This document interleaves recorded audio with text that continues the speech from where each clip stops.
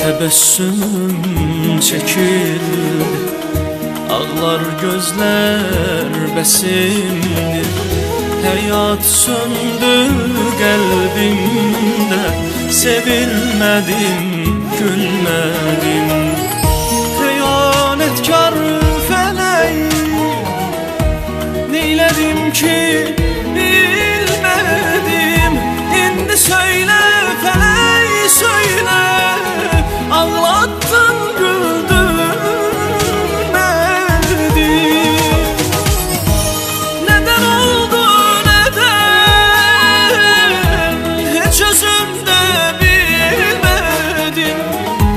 Yeller esti ömrüme, sevilmedim, gülmedim.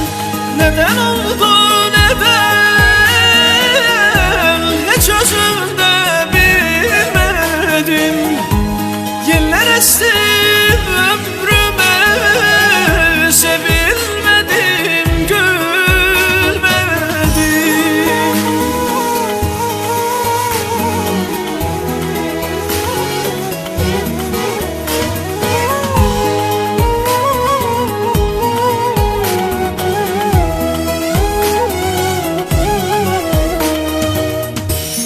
Bəsdir dözməyir ben, axı neylədim sənə?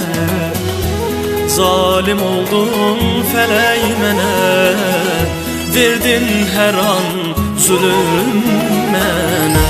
Xəyanətkar fələk, neylədim ki bilmədim. İndi söylə fələk, söylə, ağlattın, güldürmedin. Neden oldu, neden? Hiç özümde bilmedim. Yeller esti ömrüme, sevilmedim, gülmedim. Neden oldu, neden?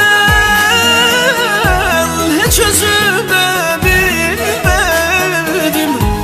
yeller esti ömrüme, sevilmedim, gülmedim. Neden oldu, neden? Hiç özümde bilmedim. Yeller esti ömrüme, sevilmedim, gülmedim. Ey zalim felek,